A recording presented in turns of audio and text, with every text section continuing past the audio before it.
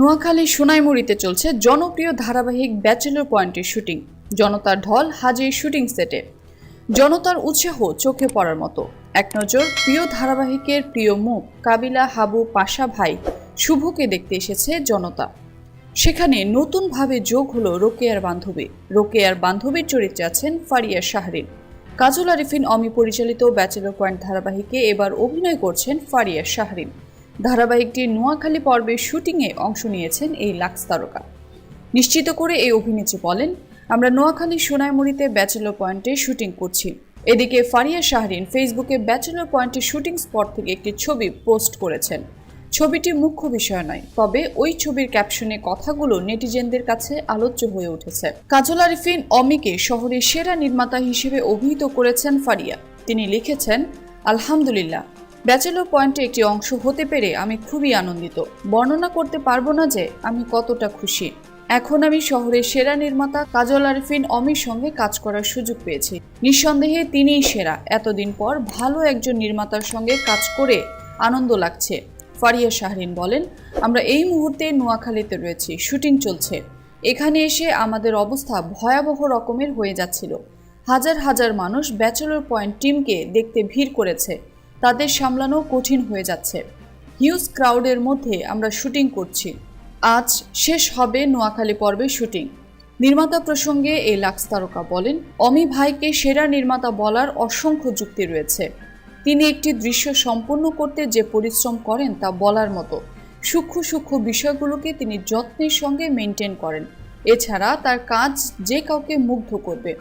আমি তার সঙ্গে কাজ করতে পেরে নিজেকে সত্যিই সৌভাগ্যবান আর সৌভাগ্যবতী যাই বলেন সেটাই অনুভব করছি।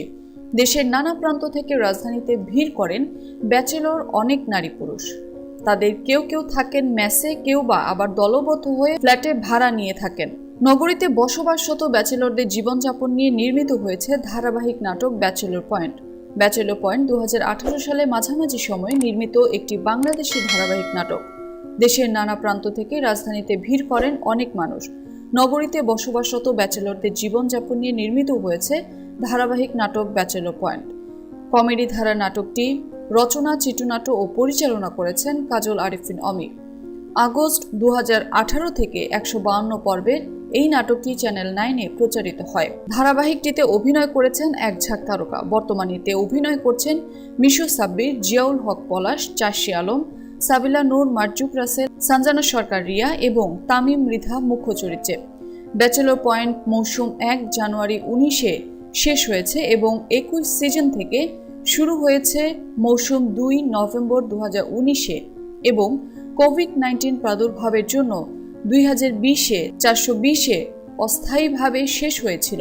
এটি বাংলা ভিশন এবং ধ্রুব টিভি ইউটিউব চ্যানেলে প্রচারিত হয়েছিল। 2020 সালের 10 সেপ্টেম্বর থেকে ব্যাচেলর পয়েন্ট আবার সম্প্রচার শুরু করে এবং এখনও অবিরত রয়েছে।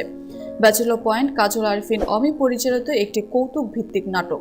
এই নাটকের মূল প্লটটি ঢাকা শহরটিতে কয়েকজন অবিবাহিত ছেলে একসাথে একই ফ্ল্যাটে জীবনযাপন করে। এটি ঢাকা শহরে একসাথে ব্যাচেলর পয়েন্টে বসবাসকারী বিভিন্ন জেলা এবং অঞ্চলের লোকদের সম্পর্কে। নির্মাতা অমি বলেন, অনেক ব্যাচেলর যখন একসঙ্গে থাকেন তখন তাদের মধ্যে নানা ধরনের ঘটনা ঘটে, যা আমি ভিন্নভাবে ক্যামেরা বন্দী করেছি। ব্যাচেলরদের নিয়ে অনেক নাটক তৈরি হয়েছে, কিন্তু আমার গল্পটা দর্শক অন্যভাবে দেখতে পাবেন।